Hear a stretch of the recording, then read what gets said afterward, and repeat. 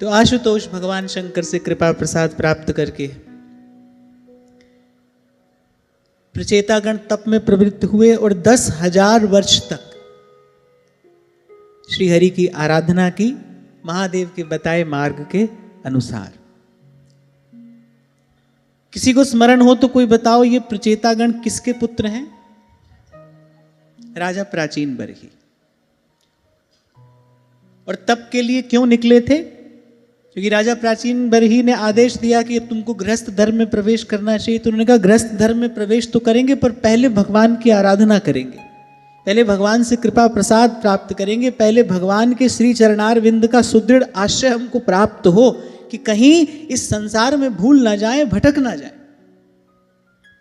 और पूर्व में मैंने आपको संकेत किया था कि यही हमारे यहां की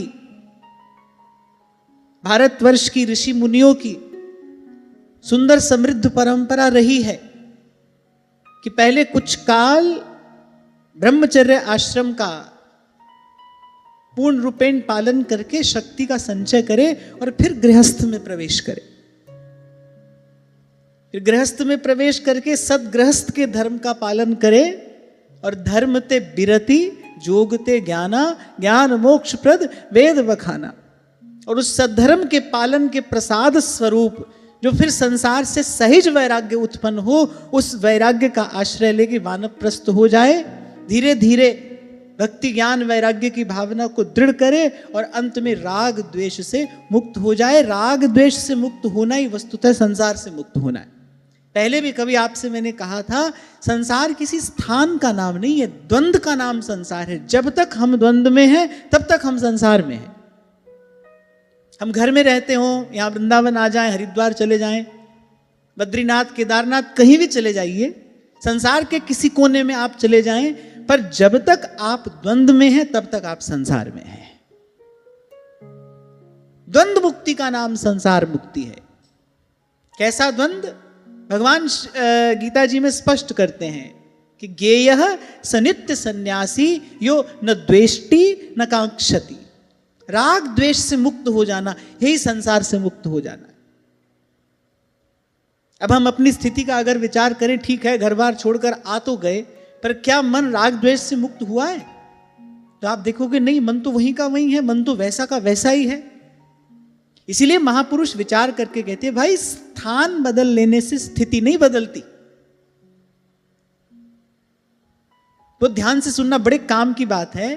स्थान बदल लेने से स्थिति नहीं बदलती, लेकिन भीतर से स्थिति बदल जाए तो कोई भी स्थान सुखद हो जाता है। अगर भीतर से कोई राग द्वेष से मुक्त हो गया, फिर वो कहीं पर भी रहे, वो आनंद में ही है। जैसे कबीर कहते हैं, प्रेम नगर में रहनी हमारी और चारों दिशा जगीरी में। भीतर से मन बदला, मन की स्थिति बदल गई, फिर आप जहां हैं वहीं पर सुख है, वहीं पर आनंद है। और मन नहीं बदला तो संसार के किसी भी कोने में आप चले जाओ, अरे संसार के क्या, स्वर्ग तक पहुंच जाओ। आप पुराणों में देखो, पढ़ो, देवताओं में भी काम क्रोध अहंकार आदि विकार देखे जाते हैं ना। उसके फलस्वरूप कैसे शापा शापी होती है, कोई कहां जाकर पड़ता है, कोई कहां जाकर पड़ता है। तो कहीं तक भी आप चले जाइए, जब तक द्वंद्व है तब तक संस्कृति है। संस्कृति अर्थात एक तो संस्कृति का अर्थ है जो सरकता चला जाए, जो पल पल परिवर्तित हो रहा है। और पुनरपि जन्मम पुनरपि मरणम पुनरपि जननी जठरे शयनम। तो लक्ष्य क्या है? लक्ष्य है संसार से मुक्त होना। और इस बात को ठीक से समझने की आवश्यकता है। संसार से मुक्त होना अर्थात द्वंद्व से मुक्त होना। महत्वपूर्ण बात है मन का बदलना। एक छोटी सी बात सदा हम स्मरण में रखें कि द्वंद्व से मुक्त होना संसार से मुक्त होना है। घर छोड़ देना संसार से मुक्त होना नहीं है। जब हम द्वंद्व से मुक्त हो गए, चाह गई चिंता मिटी और मनुआ बेपरवाह। जब मन एक रस एक स्थिति में स्थिर हो गया, और वो एक रस एक स्थिति भी एक ही हो सकती है, दूसरी नहीं हो सकती। कहीं कोई सोचे कि मैं अपने हिसाब से कोई ऐसी स्थिति बनाऊंगा जिसमें एक रस स्थित हो जाऊंगा, नहीं, ऐसा नहीं हो सकता। वो एक रस स्थिति, वो एक स्थिति भी एक ही है, और वो क्या है? प्रभु के चरणारविंद का आश्रय। बस वहीं पर पहुंचकर जीव सदा सुखी रह सकता है, वहीं पर पहुंचकर जीव सदा आनंद में रह सकता है। तो प्रचेतागण चले गए तप करने। अब राजा प्राचीन वर ही थे, उनकी बुद्धि बहुत अधिक सात्विक नहीं थी, राजसी बुद्धि थी। और रजोगुण का जो परिणाम है वो क्या है? रजोगुण का परिणाम है चंचलता। अब आप देखेंगे बुढ़ापा आ जाता है, फिर व्यक्ति को लगता है भाई ये भी कर लूं, वो भी कर लूं, अपने बच्चों के लिए ये भी कमा लूं, अपने बच्चों के लिए वो भी करा लूं। कौन करा रहा है ये आयु अवस्था व्यवस्था नहीं करा रही, ये जो भीतर रजोगुण है ना, ये रजोगुण ये कराता है। एक बात बड़े ध्यान से समझना, तमोगुण का जो परिणाम है वो जड़ता। जिसके भीतर तमोगुण अधिक होगा ना, पड़ा रहेगा, खाया पिया पड़ गया, और जब उठा तो किसी से कलह कर लिया, क्लेश कर लिया, फिर खाया फिर पिया फिर पड़ गया। तमोगुण का लक्षण है जड़ता। अगर आप इस दृष्टि से संसार को देखने का अभ्यास करो ना, तो देखो आपका मन शांत हो जाएगा। व्यक्ति मत देखो, आप देखो भाई ये सारा संसार जो है ये इसी त्रिगुण का विस्तार है, 3 गुणों का विस्तार है। किसी में कोई गुण अधिक है, किसी में कोई गुण अधिक है। एक बात और महत्वपूर्ण, सभी में तीनों गुण हैं। जिसमें तमोगुण अधिक होगा उसका लक्षण ऐसा होगा, जिसमें रजोगुण अधिक होगा तो चैन से बैठेगा नहीं, उसको कुछ ना कुछ करने की धुन उसको सवार रहेगी। ये भी कर लूं, वो भी कर लूं, ये भी बना लूं, वो भी बना लूं।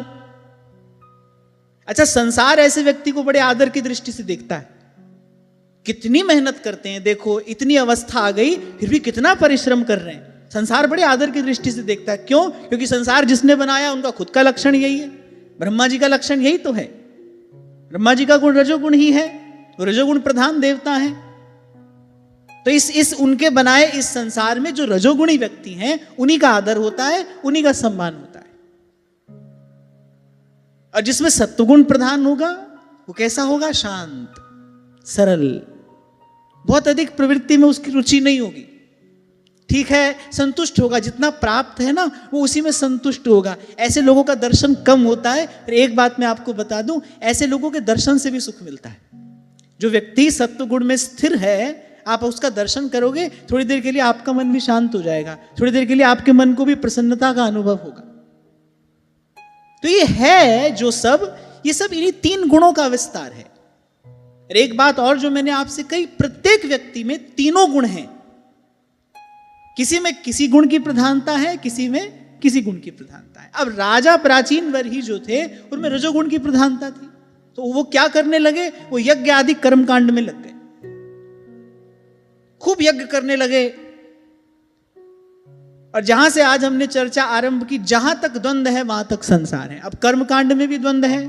कर्मकांड में कौन सा द्वंद्व होता है? विधि निषेध का द्वंद्व होता है।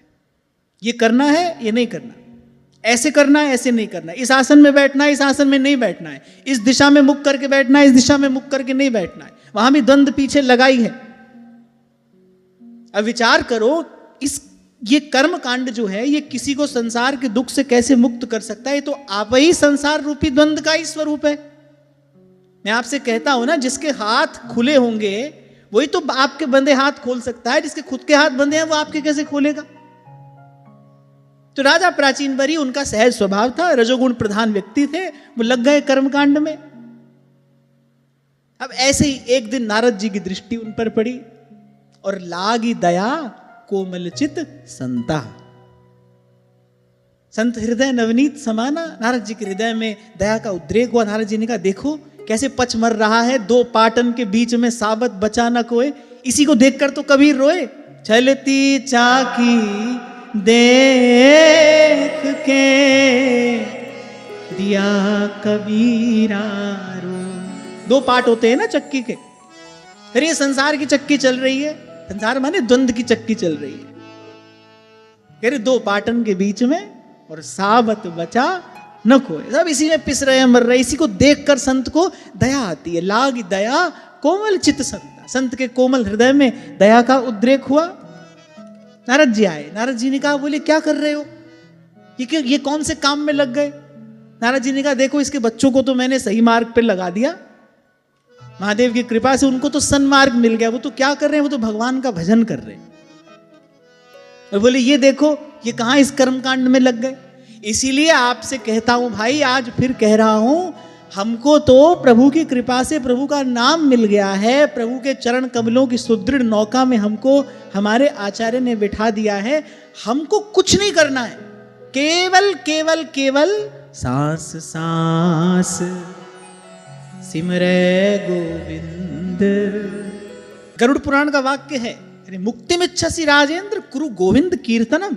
अरे मुक्त होना है ना संसार से, चले सीधा सीधा रास्ता है, मुकुंद माधव गोविंद बो, केशव माधव हरि हरि बो। मुकुंद माधव गोविंद बो, केशव माधव हरि हरि बो।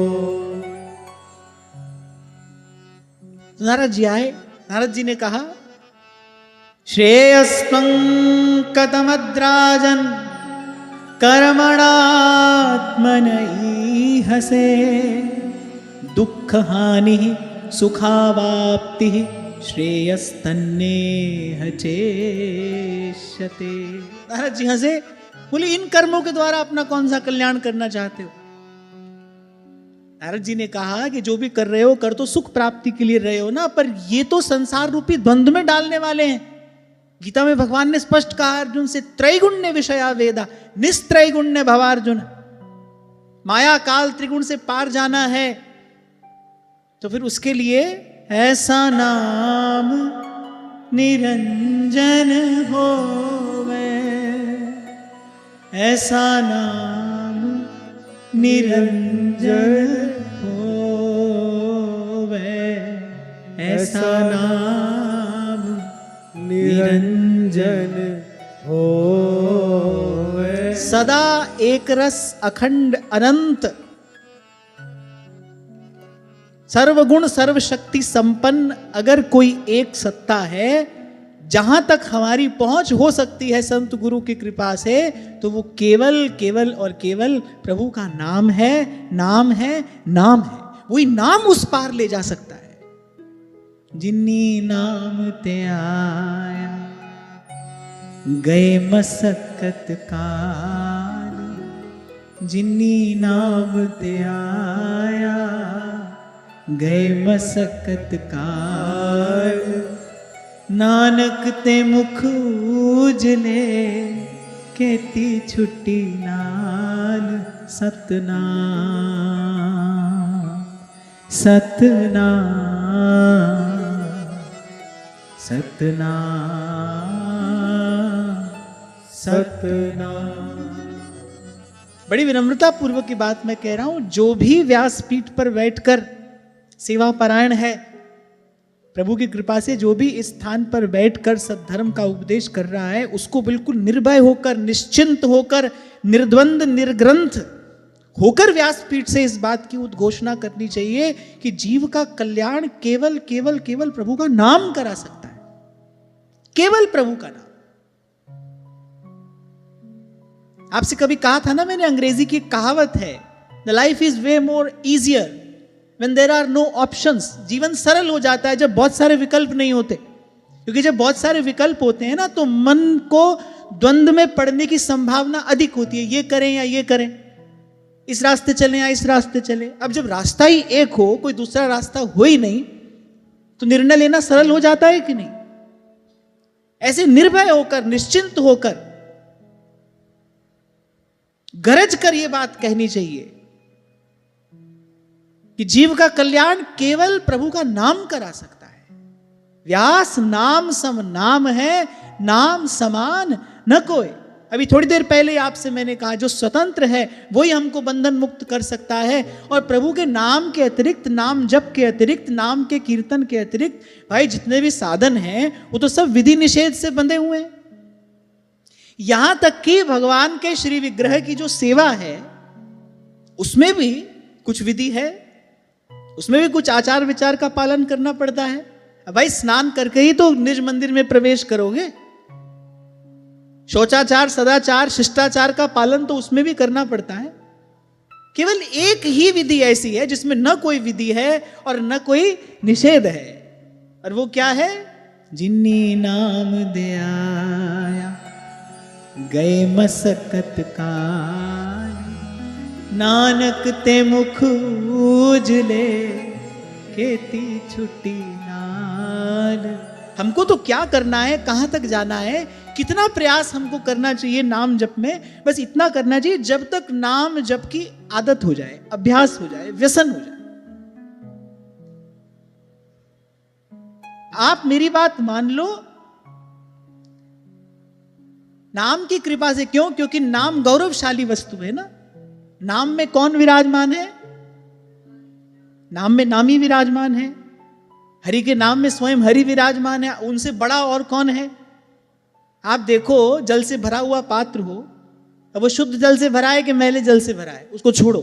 जल से भरा हुआ कोई पात्र है, आपने उसमें एक भारी पत्थर डाला, तो पत्थर को विनती नहीं करनी पड़ती है जल से कि भाई तुम हमको थोड़ी सी जगह दे दो बैठने के लिए।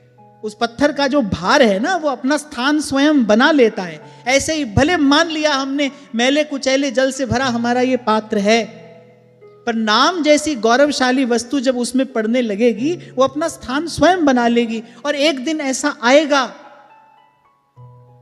एक दिन ऐसा आएगा जब केवल आपकी रसना ही नहीं, आपका रोम रोम गाएगा, सुख पाया सुख पाया रहम तेरी सुख पाया। क्योंकि जो भजनानंद है ना, उसका स्वरूप स्वभाव भी ऐसा है, जिसको वो प्राप्त होता है वो कहे बिना रह नहीं सकता, वो उसकी महिमा गाए बिना रह नहीं सकता। आप देखो, सब संत अपनी वाणी में कह रहे हैं, बोले भगवान का स्वरूप कहा नहीं जा सकता, पर ये सब शास्त्र पुराण भरे पड़े हैं। ये किस बात का प्रमाण है कि ठीक है भाई, नहीं कहा जा सकता, पर फिर भी कहने वाले कहते आए हैं और कहते रहेंगे। या मन के अवलंबित कीनो आही उपाय, तन मन शीतल होते हैं, प्राणों को संतोष मिलता है, शुद्धता, पवित्रता, निर्मलता, सकारात्मकता का संचार होता है, जीव सुखी होता है। मुझसे एक बार किसी ने पूछा था कि आप अपना अनुभव बताइए, ये छोड़िए कि कोई क्या कहता है, आप अपना अनुभव बताइए, ये जो आप सेवा करते हैं क्या प्राप्त होता है आपको इससे? तो इनका इसका बड़ा सुंदर उत्तर महाराज वाणी में देते हैं। हरि गुण गाए मेरा मन सितलाया, नाम ते आए महासुख पाया। पर ध्यान से सुनना, कह रहे नाम त्याए, नाम को ध्याया। जब आप भावना भावित हो जाते हैं, तब ऐसी स्थिति, तब ऐसा प्रसाद प्राप्त होता है। नाम त्याए महा सुख पाया, हरि गुण गाए मेरा मन सितलाया। गुरुपुरे वजी वधाई, नानक जिता बिखाड़ा जी। तू मेरा राखा सबनी थाई, ताप के काड़ा जी। तो नारद जी आए, नारद जी ने पूछा क्या कर रहे हो? तो राजा ने कहा हम अपने कल्याण का प्रयास कर रहे हैं। तो नारद जी ने कहा ये कर्म तुम्हारा कौन सा कल्याण करा देंगे? ये तो आप ही विधि निषेध के बंधन में पड़े हैं, ये तुमको कैसे बंधन मुक्त करेंगे? तो नारद जी ने कहा सबसे पहले तो ये समझ लो कल्याण कहते किसको है। आपको कई बार मैं कहता हूं ना भाई, सुख पाना हमारा अधिकार है। क्यों अधिकार है? क्योंकि हम प्रभु के हैं, हम भी सुख सागर का अंश हैं, हम सुखी क्यों ना हो?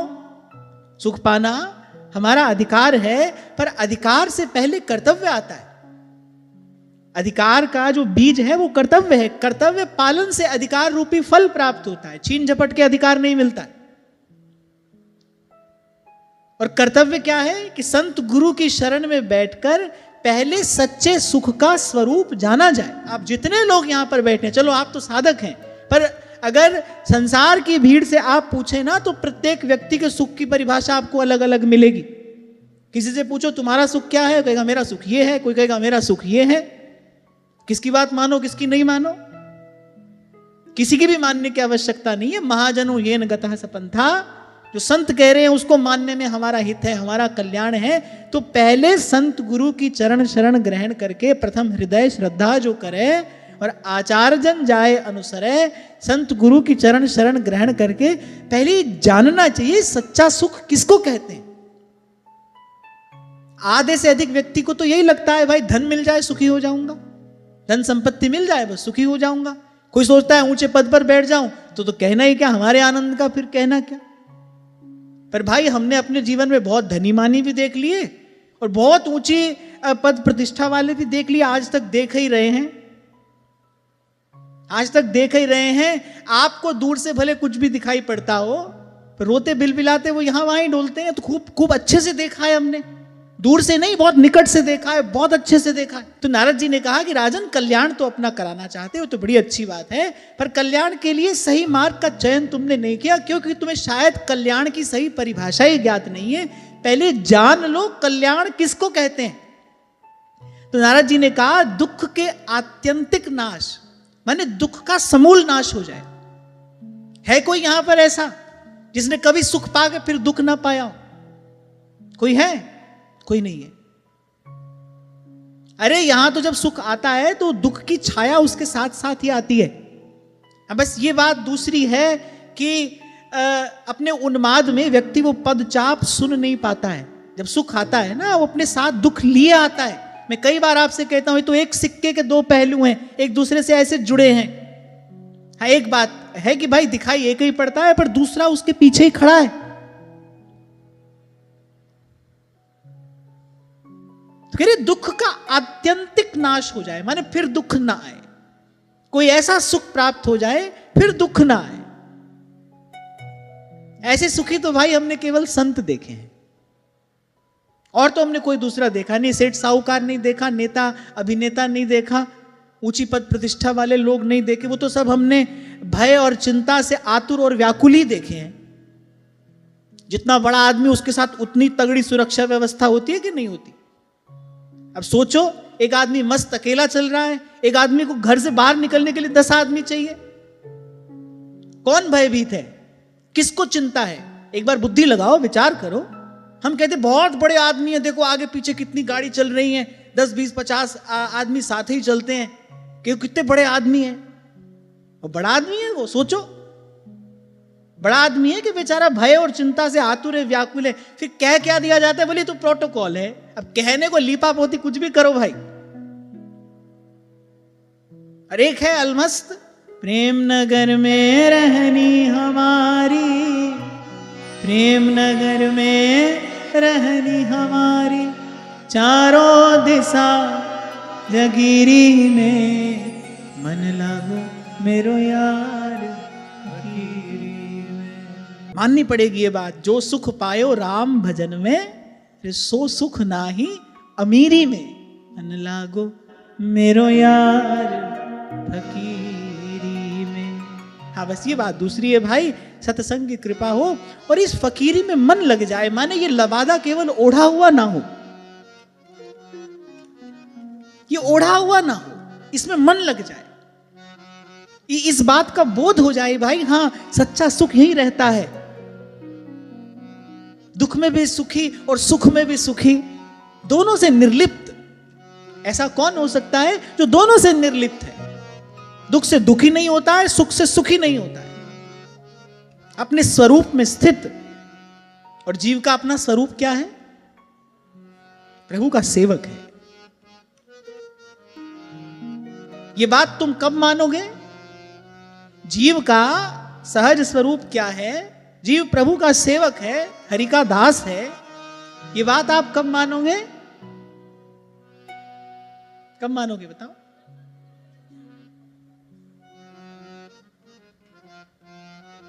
बताओ बताओ।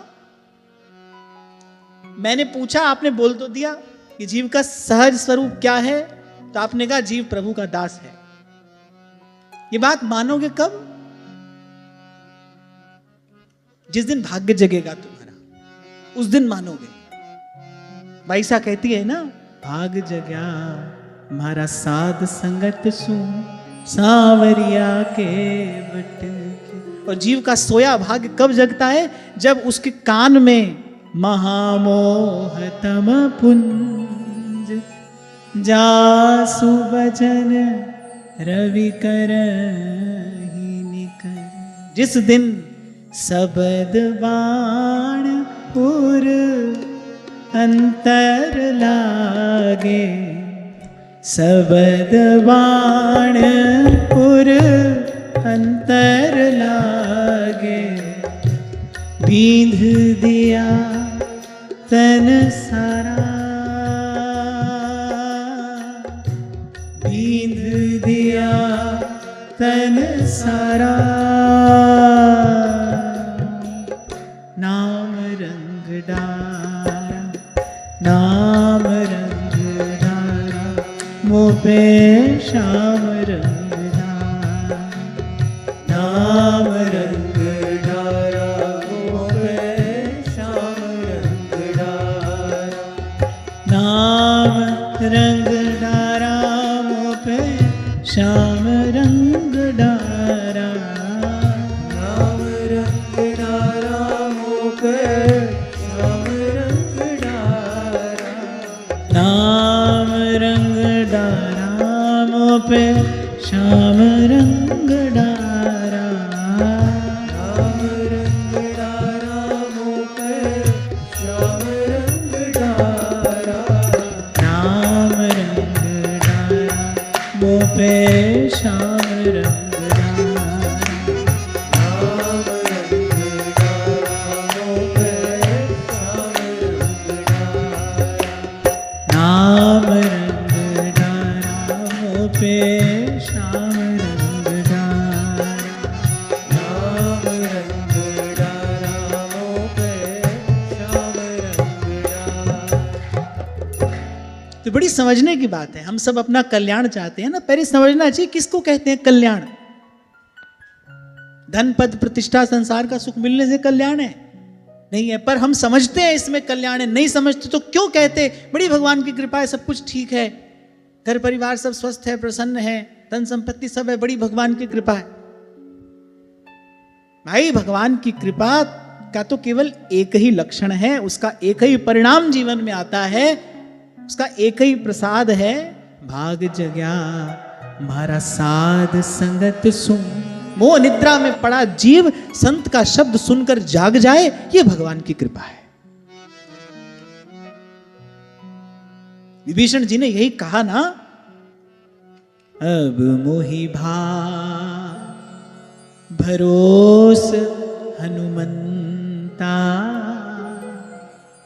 बिनु हरि कृपा मिलई नहीं संता।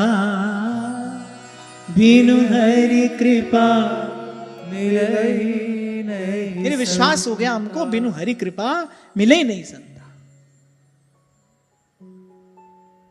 तो कह रहे दुख का आत्यंतिक नाश हो जाए। अच्छा, केवल दुख निवृत्ति ही लक्ष्य नहीं है। समाधि में पहुंचे योगी की भी दुख निवृत्ति तो हो जाती है, पर भक्त क्या कहता है? बोले दुख का नाश हो जाए और परमानंद की प्राप्ति हो जाए, अनंतानंद की प्राप्ति हो जाए, कोई ऐसा आनंद मिले जो फिर कभी घटे नहीं, छिन छिन बढ़े। उस स्थिति का नाम कल्याण है। दुख का आत्यंतिक नाश हो जाए, और केवल दुख का आत्यंतिक नाश नहीं, क्योंकि भगवान से भाई बहुत संभल कर मांगना पड़ता है। ठाकुर जी कहते इतना ही मांगा था तुमने, लो हमने दे दिया। बैठ गई ना मां शारदा आकर कुंभकर्ण की जिह्वा पे। अब इतनी कठोर तपस्या किस लिए की थी? बोले इंद्रासन मांगूंगा। अब देवता लोग गए, बोले माता हमारा कार्य सिद्ध करो, अगर इसने इंद्रासन मांग लिया कहां जाएंगे हम सब? अब देखो उन बेचारों को चिंता है कि नहीं, दिन रात चिंता है। संसार के किसी कोने में कोई तपस्या करने बैठे, इंद्र को चिंता हो जाती है। हमसे ज्यादा चिंता है उनको, हमसे ज्यादा भय। हम तो मौज आनंद में रहते हैं यहां पर खूब, आपका पता नहीं, मैं तो अपनी बात बता रहा हूं, कोई चिंता नहीं है। अब तो आगे केवल पाना ही पाना है, खोने के लिए कुछ है ही नहीं, खोने के लिए कुछ है नहीं, तो पाना ही पाना है। तो कहीं कोई तपस्या करने बैठे इंद्र को चिंता हो जाती है, वो बेचारा भयभीत हो जाता है, तो भागा गया, बोले माता रक्षा करिए, हम पर कृपा करिए, बालक हैं आपके, क्या करूं? बोले एक बार इसकी जिह्वा पर जाकर बैठ जाओ। जैसे ही ये ब्रह्मा जी से वर मांगने लगे, बस आप इसकी जिह्वा पर जाकर बैठ जाना, ये इंद्रासन की जगह निंद्रासन मांग ले। वही हुआ। अच्छा, पलट नहीं सकते आप, कुंभकर्ण ये नहीं कह सकता सॉरी सॉरी गलती हो गई, गलत बात बोल दी हमने, ये हमसे बोलने में भूल हो गई। ना ना ना, वहां पर ऐसी कोई व्यवस्था नहीं है। एक और बात आपको कह देता हूं, क्षमा केवल प्रभु के दरबार में है, बस ठाकुर जी क्षमा करते हैं, वो जीव के अनंत अपराध क्षमा करते हैं। अवगुण करे समुद्र सम, गिनत ना अपनो जान, कोई क्षमा नहीं करता। और मैं कहता हूं क्यों नहीं करता, क्योंकि कर ही नहीं सकता। क्षमा कौन कर सकता है? जो बड़ा है। क्षमा बड़न को चाहिए, छोटन को अपराध। बड़ा कौन है? या तो भगवान बड़े हैं, और या फिर व्यास बड़े हरि के जना, हरि ही नवावत मात। और जो अपराध भगवान भी क्षमा ना करते हो, वो अपराध भक्त क्षमा कर देता है। रोज ही गाते हैं हम, गह भक्तन पद ओट, और हरि कृपालु सब पाछली, क्षमी है तेरी खोट। कैसे कह दिया महाप्रभु ने, करुणा प्रेम वात्सल्य में भरकर, बीठल दास के कोटि कोटि अपराध मैं खेवी, आगले पिछले। मैं आपसे सत्य कह रहा हूं, सारे भक्ति साहित्य में आपको ऐसा वाक्य नहीं मिलेगा। अब कोई इसको मेरे आचार्य के प्रति मेरा पक्षपात माने तो लाख बार माने, ऐसा वाक्य आपको नहीं मिलेगा। जब गुरु अपने शिष्य के लिए कहता है कि पिछले नहीं, केवल पिछले नहीं, कह रहे बीठल दास के कोटि कोटि अपराध मैं खेवी, आगले पिछले, अगले पिछले।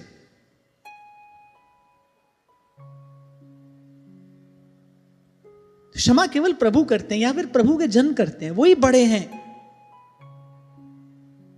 ऐसे तो आप खूब कहते हो व्यवहार में, अरे हम छोटे मोटे आदमी से बात नहीं करते, तो छोटी मोटी जगह अपना माथा क्यों घिसते हो? वहां शर्म नहीं आती? छोटे मोटे आदमी को अपने बराबर कुर्सी पे तो नहीं बैठाते, अपने घर के सेवक सहयोगी को बैठाते हो अपने बराबर में, उसको नहीं बैठाते आप। आपके घर का बढ़िया सोफा हो, उसको बैठाओगे अपने पास में, तो छोटे मोटे आदमी को अपने बराबर में नहीं बैठाते। यहां छोटी मोटी जगह माथा घिसते हो, तब लज्जा नहीं आती, तब कोई संकोच नहीं होता। बड़ा तो एक ही है भाई, और उससे भी बड़ा व्यास बड़े हरि के जना, कियो बड़ो उपकार, हरि शोधन हृदय दियो, छुड़ा दियो संसार, बड़े हरि के जना, बड़े हरि के जना। तो किसको कहते हैं कल्याण? दुख का सर्वथा नाश हो जाए और कभी ना घटने वाले आनंद की प्राप्ति हो जाए, इस स्थिति का नाम कल्याण है। तो नारद जी ने कहा कि राजन, कल्याण कराना चाहते हो तो बड़ी अच्छी बात है, पर कल्याण के लिए तुमने सही मार्ग का चयन नहीं किया। इस कर्म कांड में तो तुम्हारी बुद्धि और उलझ जाएगी। ये तो उर अंतर के द्वंद्व को और बढ़ाने वाली सब विधियां हैं, इनका सर्वथा त्याग करो। राजा ने कहा, न जानामि महाभाग परं कर्मापवेदधि, ब्रूहि मे विमलं ज्ञानं येन मुच्येय कर्मभिः। पर राजा श्रद्धालु था। अच्छा, श्रद्धालु नहीं होता तो नारद जी की दृष्टि पड़ती नहीं। राजा श्रद्धालु था। आप देखो, बरसों से वो एक कार्य कर रहा है और एक संत आता है और कहता है तुम ठीक नहीं कर रहे, इसको अभी छोड़ दो, और राजा छोड़ने को तैयार हो जाता है। ये देखो, ये कैसी उन्नत श्रद्धा है। हम खूब सुन लेते हैं, यहां वहां से खूब सुन लेते हैं लेकिन जो करते आ रहे हैं ना, हम वही करते हैं। आप देखो राजा की श्रद्धा कैसी है। नारद जी ने कहा तुम ठीक नहीं कर रहे, और थोड़े समय से नहीं, सदा से राजा यही करते आ रहे हैं। राजा प्राचीन बरी की बड़ी श्रद्धा है कर्मकांड में, सदा से वही करते आ रहे हैं। संत आया, संत ने कहा भाई ये रास्ता ठीक नहीं है। तत्काल राजा शरण में पड़ गया, बोले प्रभु फिर सही मार्ग आप मुझे बताइए। इसको कहते हैं श्रद्धा।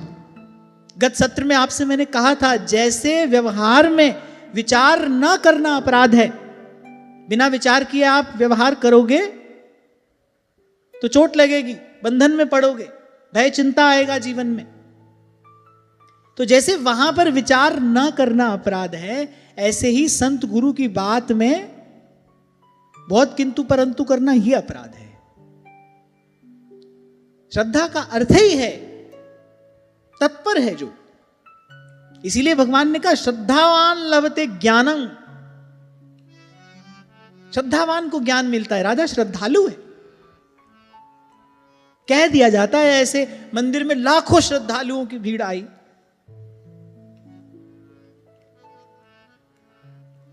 सब शब्दों का बड़ा साधारणीकरण हो गया है ना, श्रद्धा ज्ञान। मंदिर में लाखों श्रद्धालुओं की भीड़ आई। लाखों श्रद्धालु होते हैं, हो सकते हैं क्या? बड़े थोड़े होते हैं श्रद्धालु, जिनके पास ये दैवी संपद होती है, वो जन बड़े थोड़े हैं।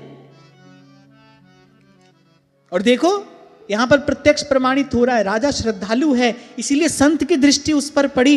भगवान की कृपा शक्ति ने अपना कार्य किया।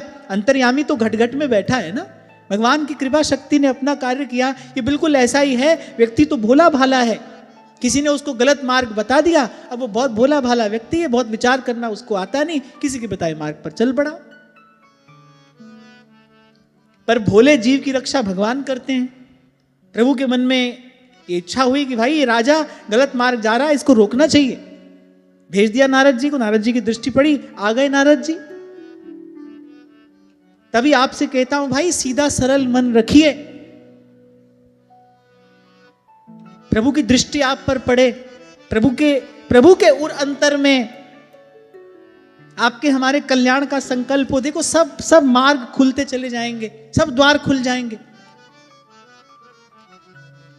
तभी बाबा फरीद कहते हैं, कर ले दिल दी सफाई जे दीदार चाहिद, वे तू जहान तो की लड़ई तैनू यार चाहिद। प्रभु कृपा भरी दृष्टि से हमारी ओर देखें। उसके लिए क्या चाहिए? सीधा सरल मन चाहिए। परम श्रद्धेय स्वामी श्री रामसुखदास जी महाराज जी बात कहा करते थे, बोले बहुत संसार की पंचायती में मत पड़ो, ठीक हो रहा है, गलत हो रहा है, अच्छा हो रहा है, बुरा हो रहा है। आज कोई घटना घट जाए, आप देखो यूट्यूब पर, व्हाट्सएप पर, सब संसार के बुद्धिमान लोगों के वीडियो की बाढ़ आ जाएगी। कोई घटना संसार में घट जाए, सबकी अपनी अपनी प्रतिक्रिया आनी आरंभ हो जाएगी। उन्हीं को आज लोग एक्टिव कहते हैं। मैं तो आपसे सत्र के आरंभ में ही कह चुका, संसार ऐसे ही व्यक्ति का आदर करता है। देखो कितने एक्टिव हैं, हर बात पर अपनी प्रतिक्रिया दे रहे हैं, हर बात पर कुछ ना कुछ कह रहे हैं, कहते ही चले जा रहे हैं। क्या कह रहा था मैं इससे पहले? हाँ, संसार की बात ही ऐसी है, भगवान भूल जाते हैं। सीधा सरल मन रखिए और संसार की पंचायती में बहुत मत पड़िए। संसार की पंचायती में पढ़ने पर क्या होगा? संसार की पंचायती की बात करते अपनी बात भूल गए हम। देखो, प्रत्यक्ष को प्रमाण की आवश्यकता नहीं होती। संसार की पंचायती में पड़ जाने पर क्या होगा ये तो भगवान ही जाने। संसार की पंचायती की बात करो तो ही लो, बात कहते कहते मैं बात भूल गया। और जो इसमें पड़ा है, आजकल लोग कहते हैं बैलेंस बनाकर चलते हैं, हम ये भी करते हैं वो भी करते हैं।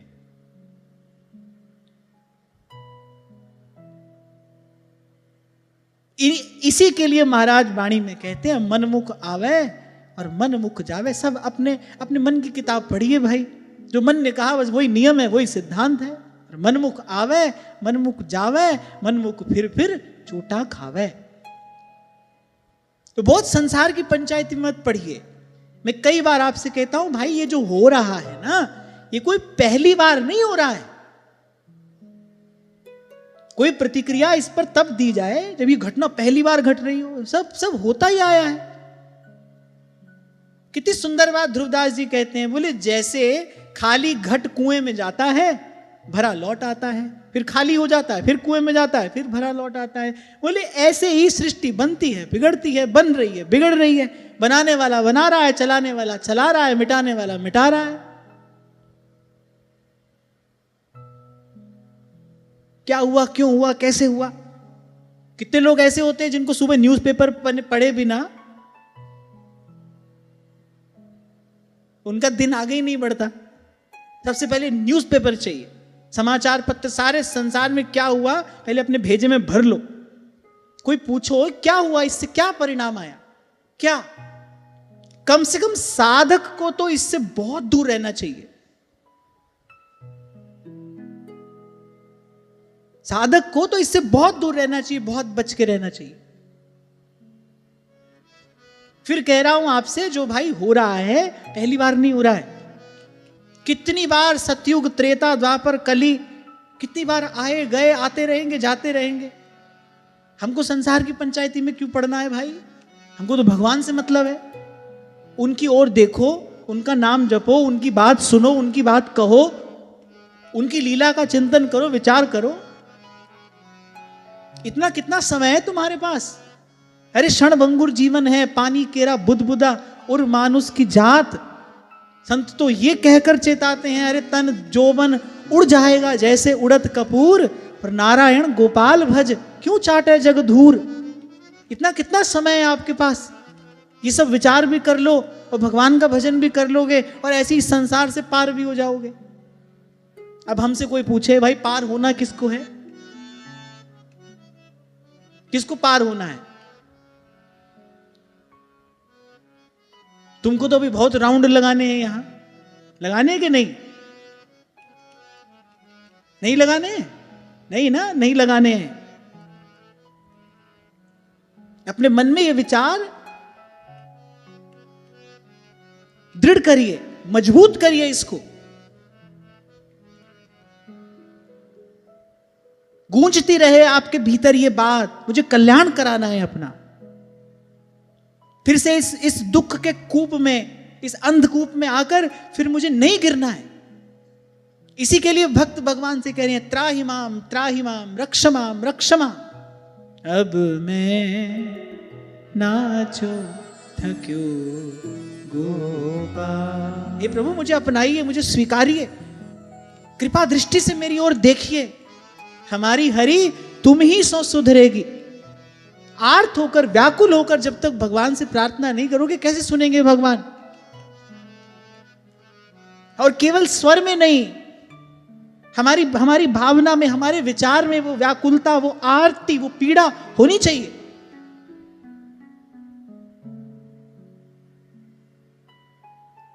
तो राजा श्रद्धालु है। राजा ने कहा, न जानामि महाभाग परं कर्मापविदधीः।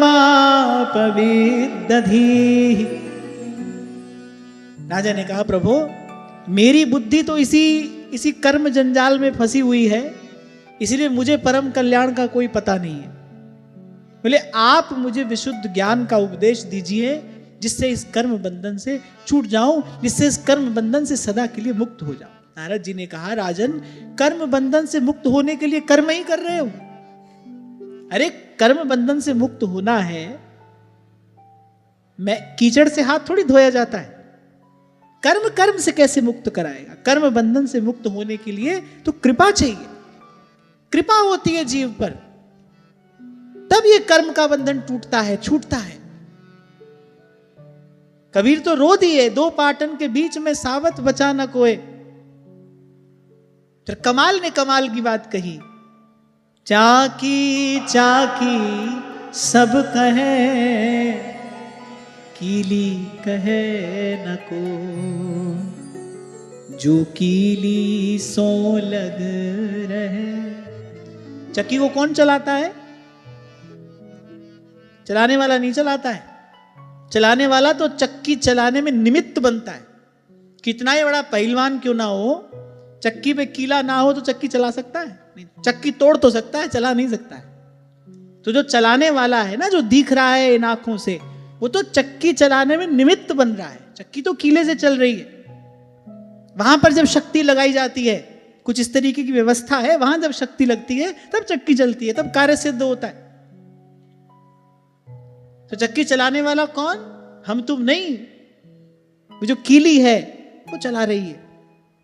चाकी चाकी सब कहे, कीली कहे न को। अरे जो कीली सो लग रहे, वाको बाल न बाका हुए। गृहेषु कूट धर्मेषु पुत्रदार धनार्थधी, न परं विन्दते मूढ़ो ब्राह्म्यन् संसारवत्मसु।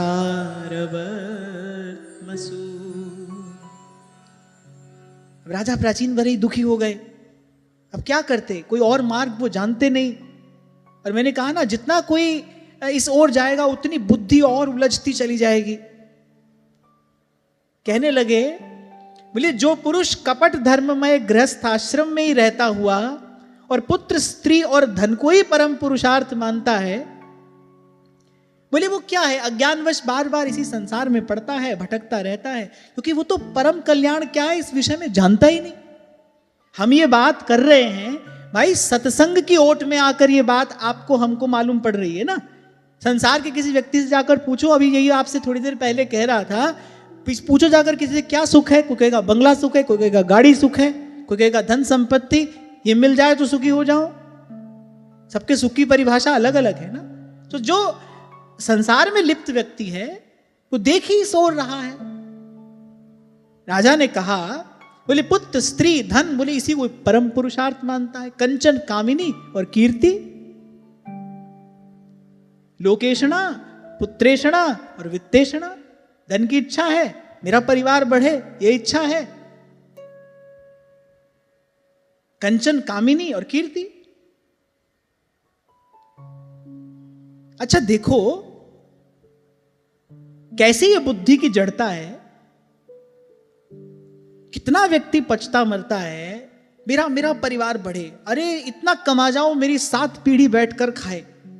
ये सब क्या है? ये सब निरी बुद्धि की मूढ़ता का लक्षण है। और आप बुरा मत मानना, हम भी ऐसे ही थे। संत ना मिलते, सत्संग ना मिलता तो हमारी बुद्धि भी यहीं पर अटकी थी। हम भी जन्म जन्म से यही करते आ रहे हैं, जन्म जन्म से भटक रहे हैं। ये तो संत मिले, सत्संग मिला, संतों की कृपा दृष्टि हुई तो थोड़ा मन को चेत हुआ, थोड़ा ये मार्ग हमको दिखाई पड़ने लगा।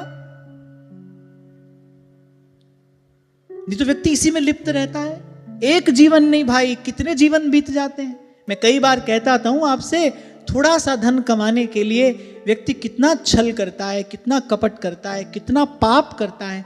वो सब कमाया हुआ धन यहीं रह जाता है, पाप साथ जाता है। अनंत अनंत जन्म तक वही जीव का साथी है, बार बार उसको भरमाता है।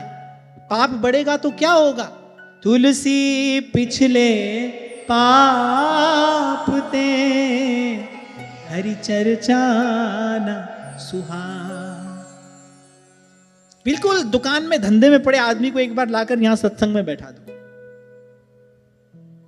और उसमें भी हमारे यहां लाकर बैठा दो, वो तो आध पौन घंटे में छटपटा जाएगा। बोले ये कैसे? अब महाराज है, बोले हमारे सब प्लान चौपट कर दिए इन्होंने, सबको शून्य बता रहे हैं, है कि नहीं? पाप बहुत बड़ा हो तो भाई भगवान अच्छे नहीं लगते, भगवान की बात अच्छी नहीं लगती। वही संसार का सुख, वही धन पुत्र स्त्री, वही परिवार, वही राग द्वेष, वही संसार का घूमना फिरना मौज मस्ती, दौड़ दौड़ कर मन वही जाता है, बुद्धि उसी का चिंतन करती है। और इस दुष्चक्र से जीव कभी मुक्त नहीं हो पाता। पाप का फल क्या है? पाप ही है। पाप का फल पाप, उसका फल महापाप। और ऐसे इस दुष्चक्र में जीव पड़ा रहता है। तभी तो कहा नारद जी ने, बोले राजन कर्म करके कौन सा कर्म का बंधन टूटा है? किसका टूटा है जो तुम्हारा टूटेगा? अरे कर्म बंधन से मुक्त होने के लिए भगवान की कृपा चाहिए, और भगवान की कृपा का एक ही लक्षण है, भगवान की कृपा का एक ही परिणाम है, भगवान का कृपा प्रसाद एक ही है।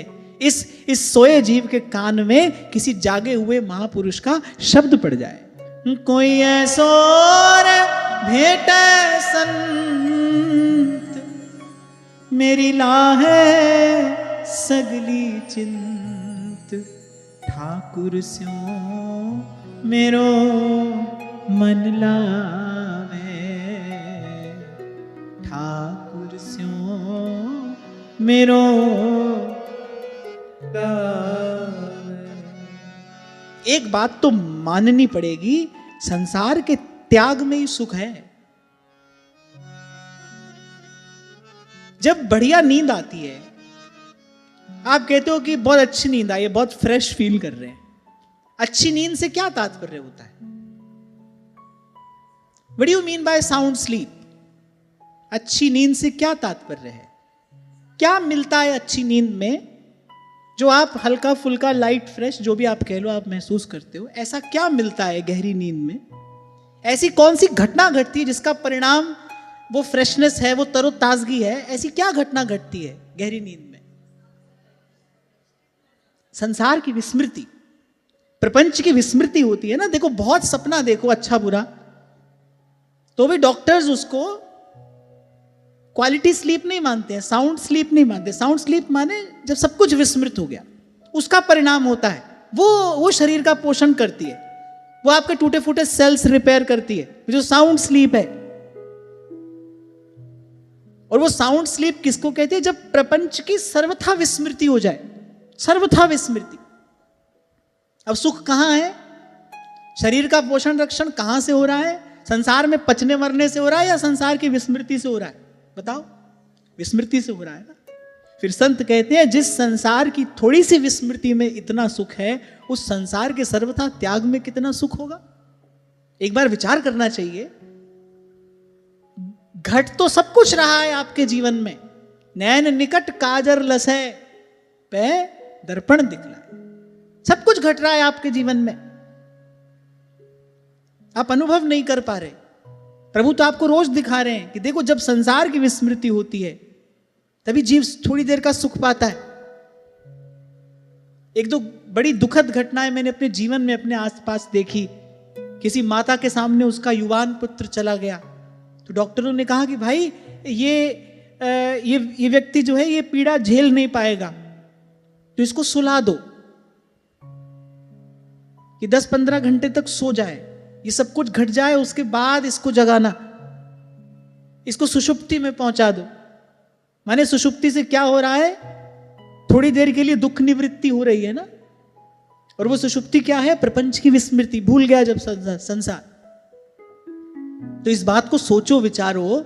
थोड़ी देर संसार भूलता है, आप बिल्कुल तरोताजा उठते हो, आपको बहुत अच्छा अनुभव होता है। वो अच्छा अनुभव साउंड स्लीप से नहीं हो रहा है, वो अच्छा अनुभव वस्तुतः प्रपंच की विस्मृति से हो रहा है। जब प्रपंच की विस्मृति होती है तब आपको सुख का अनुभव होता है, अल्पकालिक सुख का, क्षणिक सुख का। और संकल्प पूर्वक गुरु की कृपा से, गुरु के चरणों का आश्रय लेकर संकल्प पूर्वक उस संसार का त्याग कोई कर दे तो कितना सुखी हो जाएगा? वो सुखी भी हो जाएगा, वो निर्भय और निश्चिंत भी हो जाएगा। राणा जी रूठे मारो कई कर लेसी, मैं तो गोविंद गुण गा स्यारी माई। भाई साहब ने संकल्प पूर्वक, ओ बाला मैं तो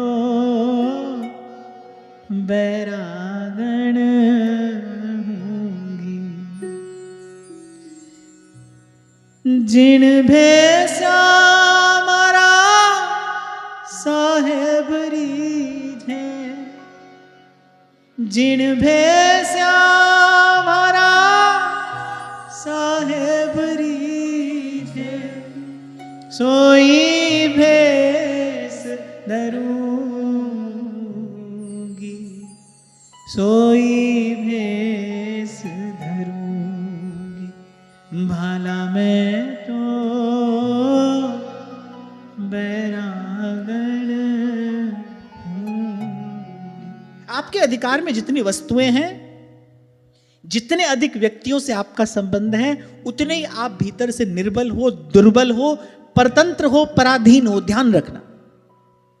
जितनी अधिक वस्तुएं आपके पास हैं, जितने अधिक लोगों से आपका संबंध है, उतने ही अधिक निर्बल दुर्बल हो आप, पराधीन हो, परतंत्र हो। और भूलना नहीं, पराधीन सुपने हो सुख नहीं। इसको पाकर थोड़ी कोई सुखी हुआ है। पुराण में बड़ी सुंदर व्याख्या मिलती है कर्म की। किसको कहना चाहिए कर्म? बोले तत्कर्म यन्न बंधाय। जो बंधन में डाले वो कर्म नहीं है, जो मुक्त करे वो कर्म है। फिर ऐसा कर्म तो एक ही है, हरि और हरिजन की सेवा। मुक्त भुगत जुगत तेरी सेवा, जित तू आप करावे। इसलिए आपको कहता हूं ठाकुर जी की सेवा में भी अवश्य जाइए। ठाकुर जी के सन्मुख जरूर होइए सेवक बनकर। अष्टयाम सेवा नहीं कर सकते कोई बात नहीं, सुबह शाम करो। उसमें भी नहीं कर सकते तो एक समय करो। इतना भी समय नहीं है तो पत्रम पुष्पम फलम तोयम, कुछ भी लेकर पर प्रभु के सन्मुख जाओ। सेवक होकर स्वामी के चरणों में उपस्थित जरूर होना चाहिए। और प्रभु कृपा करे, प्रभु अनुकूल हो जाए, फिर तो मांगिए भी सही, यही प्रभु से जांचिए भी, यही पाइए भी, और इसी को जीवन में ध्याइए भी। दीन दास हूं द्वार का, सेवा देकर दान, सेवा सदन बनाइए मुझको हे भगवान।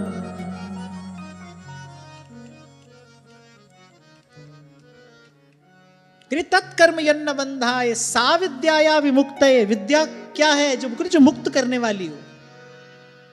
कर्म किसको कहना चाहिए? जो बंधन में डालने वाला ना हो।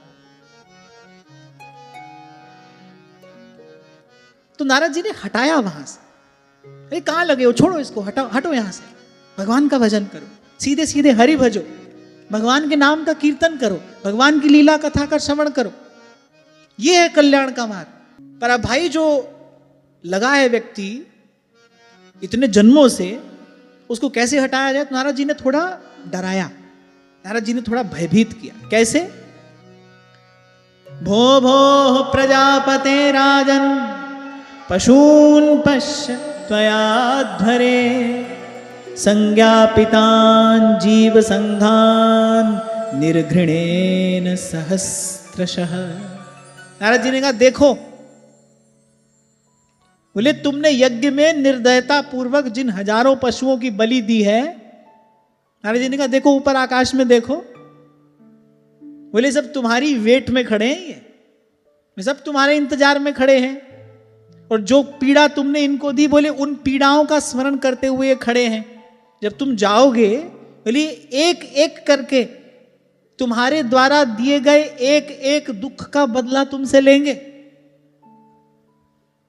सावधान होना है तो कर्म करने से पहले सावधान होइए, बाद में होने का कोई लाभ नहीं है।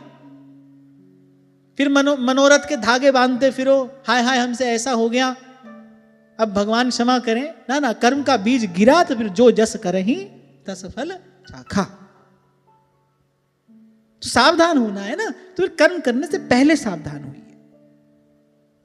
और आपके हमारे लिए तो बड़े काम का प्रसंग है ये, क्योंकि राजा जो कर रहा है वो कोई अधर्म नहीं कर रहा है, यज्ञ ही तो कर रहा है। राजा जिसमें लगा है वो कोई अधर्म थोड़ी है, कर्म कांड ही तो है। यज्ञ आदि करने में ही तो राजा लगा है। पर नारद जी कह रहे हैं कि सब ठीक है, पर कल्याण नहीं हो सकता है इससे। और फिर दोहराओ, आज का पाठ दोहराओ, कल्याण किसको कहते हैं? दुख की आत्यंतिक निवृत्ति और परमानंद का लाभ, इस स्थिति का नाम कल्याण है। तो नारद जी ने कहा ये जो कर रहा है सब ठीक है, और वेदों में वर्णित विधि है।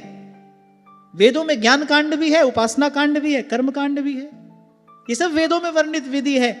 पर मुझे लगता है भाई थोड़ा समय है, सार की बात ग्रहण कर लेनी चाहिए। महादेव कहते हैं जहां लगी साधन वेद बखानी, सब कर फल हरि भगति भवान। तभी सेवक जी महाराज कह रहे, कहा भय किए कर्म। कैसे कर्म? कह रहे यज्ञ दान देत देत और फलन पाए उच्च उच्च देवलोक चड्डही। हालांकि ये भी इतना सब सरल नहीं है भाई। हम तो यहां चर्चा कर रहे हैं, हमने कह दिया, पर ये सब भी कोई इतना सरल थोड़ी है। यज्ञ दान आदि क्रिया, इसका विधि निषेध पालन पूर्वक पालन करते हुए इसको सही प्रकार से करना कोई सरल कार्य थोड़ी है। जरा सी भूल हुई नहीं, जरा सी भूल हुई नहीं। अरे और तो छोड़ो, मंत्रोच्चारण में एक हलंत विसर्ग अनुस्वार की भी यदि गलती हो गई तो उसका विपरीत परिणाम आता है। तभी महाप्रभु कहते हैं यम द्वारे कटियत नक छींके। ये छींक का दंड क्या है? बोले नाक ही काट लो। वो आदमी कह रहा है सॉरी अब नहीं मारूंगा। बोले नहीं, जब तक नाक है तब तक तो छींक आएगी। बोले इसकी नाक ही काटो। यम द्वारे कटियत नक छींके। तभी तो कह रहा हूं भाई, हम जैसों की समाई तो प्रभु के ही दरबार में है। लेखे गणित न छुट्टिए खिणखिण पुल्लण हार, बख्शण हारा बख्श दे नानक पार उतार। हमारी समाई कहीं और नहीं है। तो ये तो ठीक है, हमने यहां कह दिया, कहा भय कि ये कर्म जग दान देत देत फलन पाए उच्च उच्च देव लोक चड्डही। पर ये सब भी इतना सरल नहीं है भाई, बड़ा कठिन है। भूल होती है, एक बार नहीं बार बार होती है। फिर भूल का परिणाम क्या है? भटकाव। भूल करता है फिर जीव भटकता है। उसी भूल को मिटाने के लिए नारद जी आए हैं। और किसी भी जीव की भूल अगर सुधरी है तो भाई वो तो सत्संग से ही सुधरी है। मैंने कहा ना, एक बार इस स्थिति का आप दर्शन करो। राजा कोई अधर्म नहीं कर रहा है, धर्म पालन में लगा है। क्षत्रिय राजा है, यज्ञ करना उसका धर्म है। इन्हीं सब बातों का विचार करके श्री गीता जी के अंत में भगवान ने कहा सर्वधर्मान परित्यज्य मामेकं शरणं ब्रज। भगवान ने कहा ये सब तुझे मुक्त नहीं करा सकते हैं पार्थ, ये सब तुझे मुक्त नहीं करा सकते। सब मिलकर भी तुझे मुक्त नहीं करा सकते। तो नारद जी ने पहले थोड़ा डराया ताकि राजा का मन हटे वहां से, राजा का मन उपरत हो, क्योंकि राजा की बुद्धि रम गई है उस कर्मकांड में। अच्छा, इसका अभ्यास हो जाता है बुद्धि को। ऐसे लोग हमने देखे, पानी भी पीते हैं तो मूर्त देखकर पीते हैं। कहीं उनको यात्रा करनी हो तो पहले पत्रा खोलकर देखेंगे, बोले इस दिशा में दिशा शूल तो नहीं है आज, कितना ही महत्वपूर्ण कार्य, बोले नहीं आज इस दिशा में नहीं जाएंगे। छोटी छोटी बात के लिए मूर्त देखते हैं। आप देखो कितनी उलझी हुई, ऐसी बुद्धि कितनी जल्दी थक जाती होगी। तो बुद्धि रम जाती है, फिर इसमें इसका अभ्यास हो जाता है। मन को तो किसी भी बात का अभ्यास हो जाता है, फिर इसी विधि निषेध के पालन में अभ्यस्त हो जाती है बुद्धि। और ऐसी बुद्धि रम गई थी प्राचीन बरही की। नारद जी ने कहा इसको यहां से हटाने के लिए इसको पहले भयभीत करना पड़ेगा। नारद जी ने कहा देखो सब पशुओं को जिनको तुमने मारा है वे सब आकाश में खड़े हैं तुम्हारी प्रतीक्षा में। जब तुम जाओगे तो गिन गिन कर तुम्हारे द्वारा दिए हुए दुख का, पीड़ा का बदला ये तुमसे लेंगे। नारद जी तो और एक्सप्लेन करके बता रहे हैं, बोले जब मर के जाओगे ना ऊपर, बोली अत्यंत क्रोध में भरकर अपने लोहे के सींगों से छेदेंगे तुम्हें। अब राजा भयभीत हुआ, श्रद्धालु तो था ही। उसने कहा प्रभु मुझे तो लगता था यही धर्म पालन है, इसी से कल्याण हो जाएगा, इसी को करने में मैं लगा था। अब तो राजा भयभीत हो गया, पकड़ लिए चरण, मेरे कल्याण का कोई मार्ग बताइए। इसीलिए आपको बार बार कहता हूं भाई, सीधे सीधे हरि भजो। भगवान का नाम सब मंगलों का मूल है। जिन्नी नाम ते आया गए मसक्कत काल।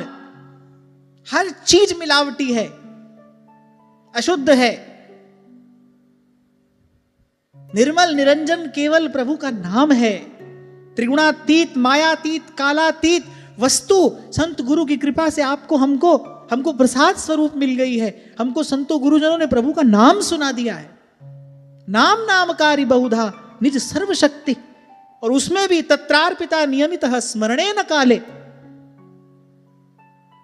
मैंने अभी आपसे कहा ना, मंदिर में जाकर प्रभु की सेवा भी करनी हो ना, उसमें भी कुछ शौचाचार, शिष्टाचार, सदाचार का विचार करना पड़ेगा। स्नान करके ही जा सकते हो, अपरस का वस्त्र पहनोगे, कुछ व्यवस्था है ना आचार्यों की बनाई हुई। अब कभी हम कर पाए, कभी न कर पाए, कभी भूल हो जाए। और मैं तो आपसे सदा ही कहता हूं भाई, सेवा भले थोड़ी करो पर प्रयास करो अपराध रहित सेवा हो। कुछ लोग इस होड़ में चल पड़ते, नहीं भाई हम तो अष्टयाम सेवा ही करेंगे।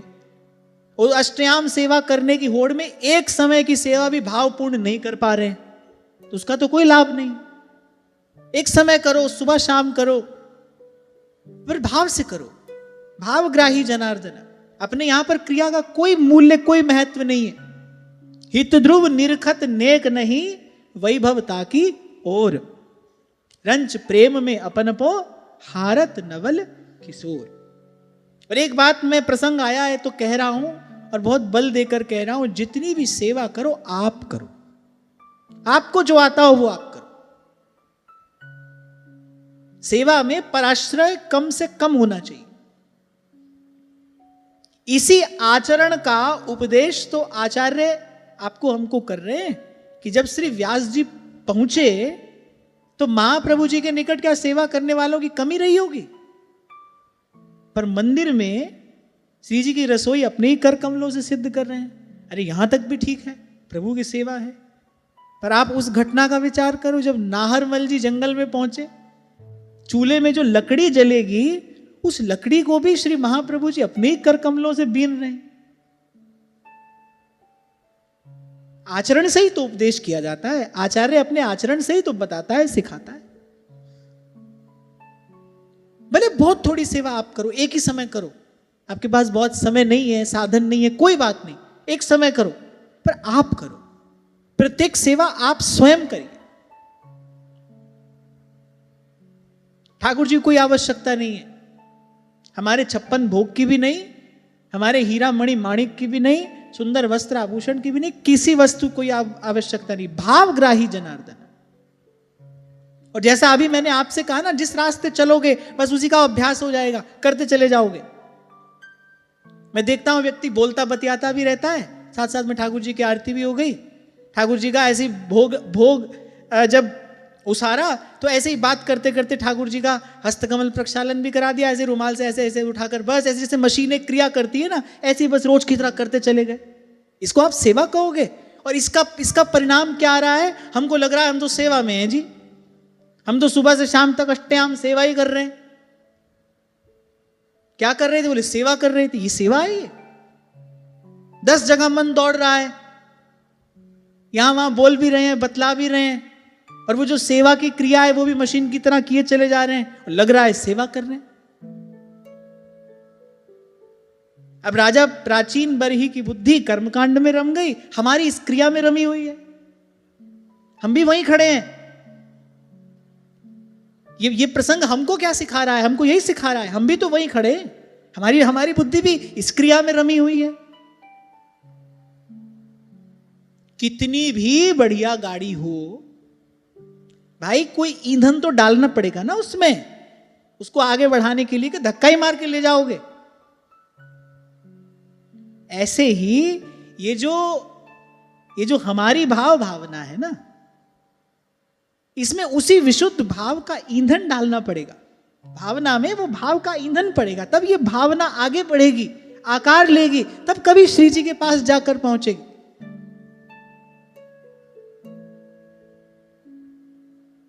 इसी अभ्यास की बात भगवान ने अर्जुन से कही। अभ्यास है इंतु कौन्तेय, अभ्यास ही है जो साधारण को विशेष बना देता है। अभ्यास ही है, बार बार दोहराना एक चीज को, उसको विशेष बना देता है, एक चमक पैदा कर देता है। अगर कभी आपने किसी रत्न तराशने वाले को रत्न तराशते देखा हो, मैंने देखा है और अनेक बार देखा है, ऐसे साधारण पत्थर के टुकड़े सा ही लगता है रत्न जब भूमि से निकलता है। वो तो कुछ एक पहचानने वाले लोग होते हैं जो पहचान लेते हैं, फिर घिसा जाता है उसको, बार बार घिसते उसमें चमक पैदा होती है। ऐसे ही एक क्रिया आप भाव से, पहले आप प्रयास पूर्वक करो, करते करते फिर वो भाव उसमें स्फुरित होने लगेगा। गलत रास्ते मत चले जाओ, जो कर रहे हो वो भाव से ही करो, थोड़ा करो कोई बात नहीं, मैं फिर कह रहा हूं थोड़ी सेवा करो पर भाव से होनी चाहिए। प्रत्येक सेवा आपके द्वारा हो। श्री जी के कुंज के मार्जन से लेकर श्री जी को श्रृंगार धारण कराना, श्री जी को अमनिया निवेदन करना, आरती करना, जो भी आप कर रहे हो सेवा आपके द्वारा होनी चाहिए। इसमें तो लोभ होना चाहिए, नहीं भाई मैं अपने हिस्से की सेवा किसी को नहीं दूंगा। कैसे दो भाई भाई लड़ते हैं एक घर के एक एक बर्तन के लिए, दूसरे भाई को एक ज्यादा कैसे मिल जाए। संसार की 2 पैसे की वस्तु के लिए व्यक्ति कितना पछता मरता है, कितनी बुद्धि उसमें आसक्त होती है। कितने उदार हैं हम, सेवा सबको ही बांटते चलते हैं, ये तुम कर दो, ये तुम कर दो। कितने उदार हैं देखो हम, सेवा संसार में बांटते ही चल रहे हैं। ये भाई ये तुम कर लाओ, ये तुम कर लाओ। हम क्या करेंगे, हम यहां सोफा पर बैठकर आरती करेंगे। नहीं, ऐसे नहीं, सेवा आप करो। अब आप बोलो भाई हमको तो कुछ भी नहीं आता। अब कोई कहे नहीं भाई हमको तो कुछ भी नहीं आता, हम तो कोई सेवा कर ही नहीं सकते, तो ठीक है फिर बैठ जाओ, अपने मन में ये भाव रखो, मैं सेवक सचराचर रूप राशि भगवंत। 5 मिनट 10 मिनट माला घुमाओ, भगवान के नाम का कीर्तन करो और प्रभु से यही कहो, प्रभु और किसी योग्य तो हम है नहीं, आपका नाम गुरुजनों ने दिया है वही रट रहे हैं। और इस नाम जप के, इस नाम कीर्तन के प्रसाद स्वरूप नाम जपत मंगल दिसि दसहु। 2 बात, एक तो सेवा में जाओ जरूर, सेवा के बिना जीवन का कोई दिन जाए नहीं। और जितनी सेवा करो आप करो, स्वयं करो, कराओ नहीं किसी से सेवा। सेवा का सुख जो है तो सेवक को ही मिलेगा ना। अच्छा देखो, मान लो एक छोटा सा उदाहरण है, आपने अपने घर के सेवक सहयोगी से कहा भाई तुम अमनिया सिद्ध कर दो। छोटा सा उदाहरण दे रहा हूं मैं आपको। उसने अमनिया सिद्ध किया, थाल सजाकर आपके हाथ में दिया, आपने थाल ठाकुर जी के सन्मुख धर दिया। सेवा का सुख किसको मिला? किसी को भी नहीं। उसको तो कोई मतलब ही नहीं है, उसको तो अपनी तनख्वाह से मतलब है। उसने तो आपका कहा काम किया, अब उसने कोई श्री जी के लिए अमनिया भाव से सिद्ध किया होगा, उसको तो अपना काम करना है, उसको काम के बदले में धन मिलेगा। भोजन मां भी कराती है बालक को और कभी कभी भोजन आया भी कराती है बालक को। दोनों का भाव एक सा होता है क्या? कभी भी नहीं होता, हो ही नहीं सकता। जैसा मां का लाड़ होता है बालक को भोजन कराने में, वैसा किसी दूसरे का हो सकता है? पिता का भी नहीं हो सकता। बाहर की बात तो हम करें ही क्या। आपने किसी को कहा लाओ अमनिया सिद्ध कर लाओ, अब उसने तो भाई अपना काम किया, उसने अमनिया सिद्ध कर दिया, तुमने ठाकुर जी के सन्मुख धर दिया। अब तुम अगर अमनिया सिद्ध करते तो तुमको सेवा का सुख मिलता। तभी तो आपसे कहता हूं कोई आवश्यक नहीं है कि थाल में 10 ही चीज आपको रखनी है, एक वस्तु भाव से सिद्ध की हुई वस्तु होनी चाहिए। जो सेवा का प्राण है वो भाव तो सेवा में है नहीं, तो सेवा का सुख, सेवा का रस, सेवा का आनंद मिलेगा कैसे? क्योंकि ये प्रसंग हमसे भी कुछ कह रहा है। राजा प्राचीन बरही की बुद्धि भी द्वंद्व में है, वो किसी और प्रकार के द्वंद्व में है, हमारी बुद्धि किसी और प्रकार के द्वंद्व में है। चल तो हम भी इसी मार्ग पर हैं। हमको सीखना है यहां से। हमको क्या बात मिली काम की? हमको ये बात काम की मिली। इसीलिए मैंने अभी आपसे कहा, महाराज ने भी जब ये 2 पंक्तियां कही तो क्या कहा? जिन्नी नाम त्याय। सब महापुरुषों ने नाम को ध्याने की बात की है। नाम त्याय महासुख पाया। सेवक जी महाराज कह रहे श्री व्यास नंदन नाम जो प्रतीति सो न रट्टे। प्रतीति कैसे होती है? जाने बिन नहीं हुई प्रतीति। भावना भावित होकर किया हुआ जप, भावना भावित होकर किया गया कार्य, वही ध्यान है, वही सेवा है। भाव से विहीन वो तो केवल एक क्रिया है। और मैंने कहा उसका यहां कोई मोल नहीं, और कम से कम प्रेम के इस मार्ग पर तो कोई भी मोल नहीं। ध्रुवदास जी बार बार कहते हैं, हित ध्रुव निरखत नेक नहीं वैभवता की ओ। आपको लगता है चांदी के थाल में आपने 10 वस्तुएं सजाकर ठाकुर जी के सामने रखी, आप तो बहुत सुंदर सेवा कर रहे हो। अरे दोना में एक फल अमनिया करके रखो। सोने चांदी के पात्र की आवश्यकता नहीं है, कोई भी आवश्यकता नहीं है। जिन पात्रों में हमारे प्रियालाल आरोगते हैं, ब्रह्मा जी की सारी सृष्टि 1000 बार बेच दी जाए तो भी वैसा पात्र बनाया नहीं जा सकता। उसकी रचना हम कहां से करेंगे? जो हम कर सकते हैं वो करें ना। तो एक दोना में भले फल अमनिया करके रखो, अपने हाथ से आपने कोई एक व्यंजन सिद्ध किया हो, वो आप श्री जी को निवेदन करो। प्रत्येक क्रिया जहां तक हो सके वो आपके द्वारा संपादित होनी चाहिए। जो हम कर रहे हैं उसे किसी को भी सेवा का सुख नहीं मिल रहा है भाई, हमको तो मिल ही नहीं रहा है। और दूसरा व्यक्ति तो वैसे भी भाई वो तो किसी लोभ से वो कार्य कर रहा है।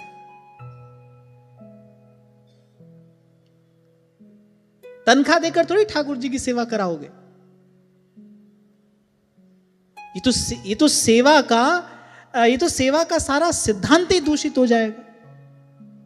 सेवा करनी किस लिए है? ताकि हमको इस भाव का अभ्यास हो सके, हम प्रभु के सेवक हैं, इसलिए हमको सेवा करनी है, इसलिए नित्य सेवा में उपस्थित होना है। वही हम नहीं कर रहे हैं। खैर चलो, थोड़ा विषयांतर हुआ, लेकिन यहां से काम की बात हमको आज मिल गई। हम वापस वहीं चले जहां राजा प्राचीन वही बेचारे डर के मारे कांप रहे हैं, घबरा रहे हैं। तो उन्होंने कहा कि प्रभु बताइए कोई रास्ता, आप हमको बताइए। नारद जी ने कहा, अरे रास्ता क्या बताएं, देखो तुम्हारे बच्चों को देखो, महादेव ने उनको उपदेश किया, सीधे सीधे भगवान का भजन आराधन कर रहे हैं, ये किस चक्कर में पड़े हो? सब छोड़ो, राम सिमर राम सिमर, यही तेरो काज है, राम सिमर राम सिमर।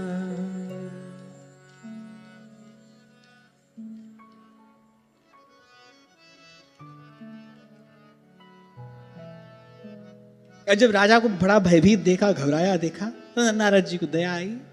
नारद जी ने कहा, हाँ हाँ कोई बात नहीं, अब डरने घबराने की आवश्यकता नहीं, अब तो हम आ गए हैं ना, तुमको इस भय से छुड़ाने के लिए तो आए हैं, तुमको इस भय से मुक्त कराने के लिए तो हम आए हैं। तब नारद जी ने समझाना आरंभ किया।